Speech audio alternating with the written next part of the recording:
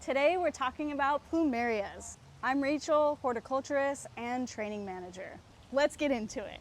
Plumeria is a tropical plant which is native to Central and South America, not Hawaii, although they are known for making Hawaiian leis. Plumeria is most known for its highly fragrant flowers, and they come in multiple different colors. So you can find these in pure whites, bicolors, even purples and pinks.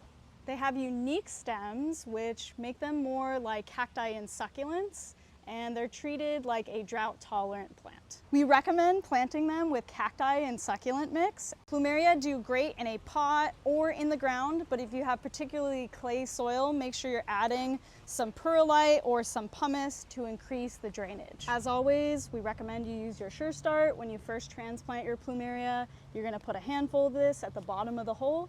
Make sure it's touching the roots. And to promote new blooms, we recommend using Hawaiian Bud Bloom, a 550-17. So this is great for plumerias once they're established. High amounts of phosphorus promotes new blooms. Plumerias need full sun. Make sure they get 6 or more hours per day.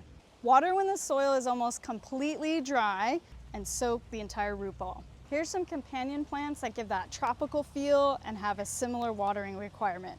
Pentas, vinca, and hibiscus. To add dimension, consider adding bougainvillea or even mandevilla for your tropical scape.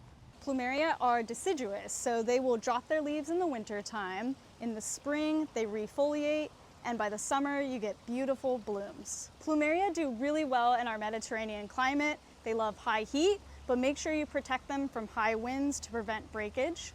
Also be aware that thrip can cause this crinkling on leaves. You can use Captain Jacks to prevent this. Plumeria are a very unique tropical plant. If you want to learn more about plumerias, check out our Instagram. We'll be doing some more deep dive videos.